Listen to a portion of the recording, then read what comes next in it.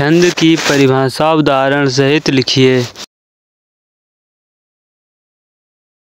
छंद छंद अक्षरों की संख्या, मात्रा, गणना, गति को क्रमबद्ध तरीके से लिखना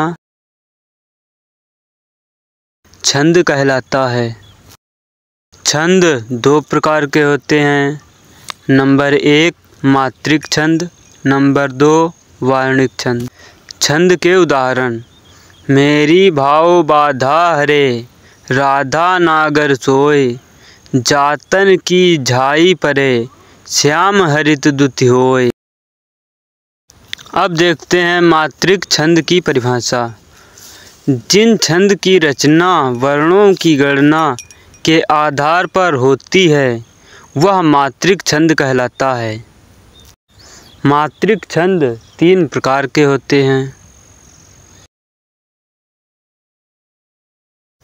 नंबर 1 सममात्रिक छंद, नंबर 2 अर्धमात्रिक छंद, नंबर 3 विषम मात्रिक छंद। अब सममात्रिक छंद की परिभाषा देखते हैं।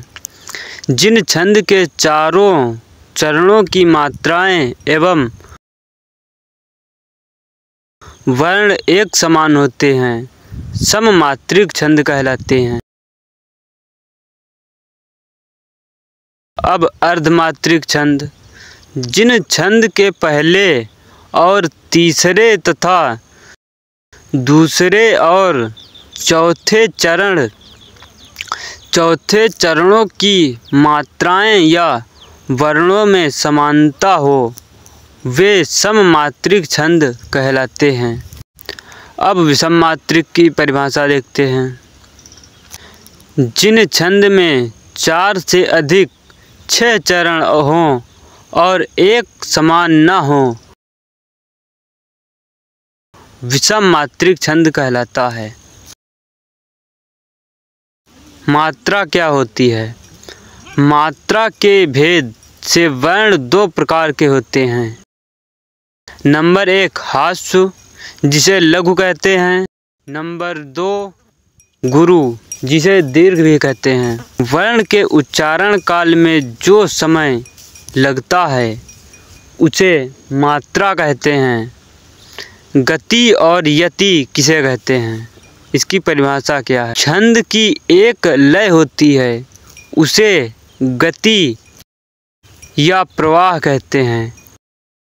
छंद के प्रत्येक चरणों में उच्चारण करते समय मध्य या अंत में अर्थात बीच या आखिरी में जो विराम होता है उसे यति कहते हैं। पाद या चरण: छंद में प्रायः 4 पंक्तियाँ होती हैं। छंद की एक पंक्ति का नाम पाद है। पहले और तीसरे चरण को विषम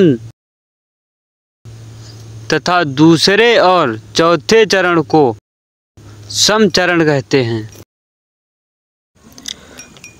उदाहरण: विलसता कटि में पट पीत था, रुचिर वस्त्र विभूषित गात था, लस रही उर में वनमाला थी, फल दुकूल अलंकृत स्कंध थी। इस छंद में 4 पंक्तियाँ अर्थात चरण हैं। एक एक पंक्ति चरण या पाद है। कुल 4 चरण वाले छंदों की पंक्तियों में भी लिख देने की प्रथा चल पड़ी है। चौपाई छंद की परिभाषा: चौपाई में 4 चरण होते हैं। प्रत्येक चरण में 16 मात्राएं होती हैं।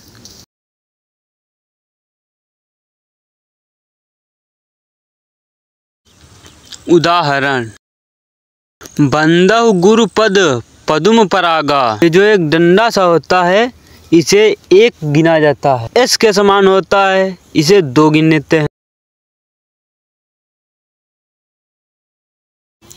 सुरुष सुबास सरस अनुरागा। इसमें भी 16 मात्राएं हैं। अमीय मुरिमय चूरन चारु, इसमें भी 16 मात्राएं। समन सकल भव रुज परिवारु, इसमें भी 16 मात्राएं हैं।